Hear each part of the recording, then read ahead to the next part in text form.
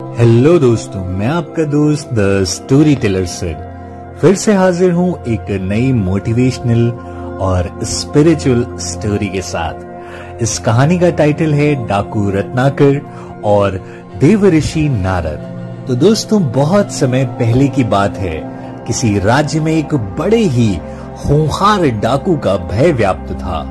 उस डाकू का नाम था रत्नाकर। वह अपने साथियों के साथ जंगल से गुजर रहे राहगीरों को लूटता और विरोध करने पर उनकी हत्या भी कर देता। एक बार देवऋषि नारद भी उन्हीं जंगलों से भगवान का जप करते हुए जा रहे थे। जब वे घने बीहड़ों में पहुंचे, तभी उन्हें कुछ लोग विपरीत दिशा में भागते हुए दिखे। देवऋषि ने उनसे ऐसा करने का कारण पूछा, तो सभी ने मार्ग में डाकू रत्नाकर के होने की बात बताई, पर बावजूद इसके देवऋषि आगे बढ़ते गए। क्या आपको भय नहीं लगता? भाग रहे लोगों ने उन्हें ऐसा करते देख पूछा। नहीं, मैं मानता ही नहीं कि मेरे अलावा यहाँ कोई और है, और भय तो हमेशा किसी और के होने से लगता है, स्वयं से नहीं। ऋषि ने ऐसा कहते हुए अपने कदम आगे बढ़ा दिए। कुछ ही दूर जाने पर डाकू रत्नाकर अपने साथियों के साथ उनके समक्ष आ पहुंचा। रत्नाकर, नारद, मैं रत्नाकर हूँ, डाकू रत्नाकर। नारद मुस्कुराते हुए बोले, मैं नारद हूँ, देवऋषि नारद, तुम्हारा अतिथि, और मैं निर्भय हूँ। क्या तुम निर्भय हो? रत्नाकर, क्या मतलब है तुम्हारा? नारद, न मुझे प्राणों का भय है, न असफलता का, न कल का, न कलंक का, और कोई भय है जो तुम जानते हो। अब तुम बताओ, क्या तुम निर्भय हो? रत्नाकर, हाँ, मैं निर्भय हूं। न मुझे प्राणों का भय है, न सफलता का, न कल का, और न कलंक का। नारद, तो तुम यहाँ इन घने जंगलों में छिपकर क्यों रहते हो? क्या राजा से डरते हो? रत्नाकर, नहीं, बिल्कुल नहीं।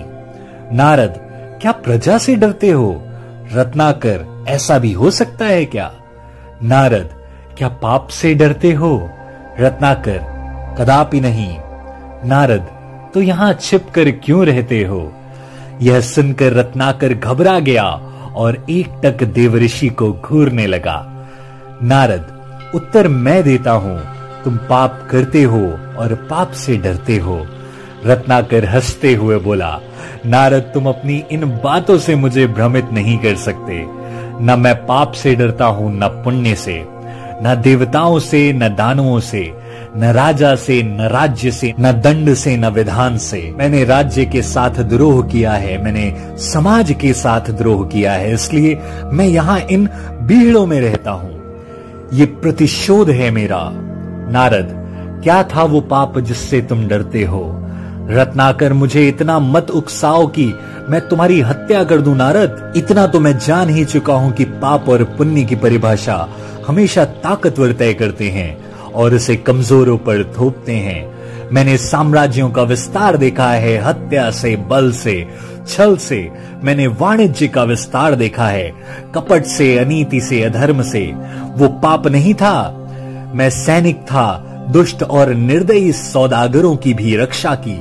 वो पाप नहीं था। युद्ध में हारे हुए लोगों की स्त्रियों के साथ पशुता का व्यवहार करने वाले सैनिकों की हत्या क्या की मैंने?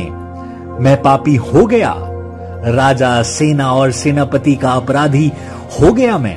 क्या वो पाप था? नारद, दूसरों का पाप अपने पाप को सही नहीं ठहरा सकता। रत्नाकर, रत्नाकर चीखते हुए, मैं पापी नहीं हूं।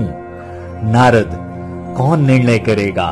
वो जो इस यात्रा में तुम्हारे साथ हैं या नहीं हैं? क्या तुम्हारी पत्नी, तुम्हारा पुत्र इस पाप में तुम्हारे साथ है? रत्नाकर, हाँ, वो क्यों साथ नहीं होंगे? मैं जो ये सब करता हूं उनके सुख के लिए ही तो करता हूं। तो जो तुम्हारे साथ हैं उन्हीं को निर्णायक बनाते हैं। जाओ अपनी पत्नी से, अपने पुत्र से, अपने पिता से, अपने निकट संबंधियों से पूछ कर आओ, जो तुम कर रहे हो क्या वो पाप नहीं है? और क्या वे सब इस पाप में तुम्हारे साथ हैं, इस पाप के भागीदार हैं? रत्नाकर, ठीक है, मैं अभी जाकर लौटता हूं। और अपने साथियों को नारद को बांध कर रखने का निर्देश देकर रत्नाकर सीधा अपनी पत्नी के पास जाता है और उससे पूछता है, ये मैं जो कर रहा हूं क्या वो पाप है? क्या तुम इस पाप में मेरी भागीदार हो? पत्नी कहती है, नहीं स्वामी, मैंने आपके सुख में दुख में साथ देने की कसम खाई है, आपके पाप में भागीदार बनने की नहीं। यह सुनकर रत्नाकर स्तब्ध रह जाता है। फिर वह अपने अंधे पिता के समक्ष यही प्रश्न दोहराता है, पिताजी, ये जो मैं कर रहा हूं क्या वो पाप है? क्या आप इस पाप में मेरे भागीदार हैं?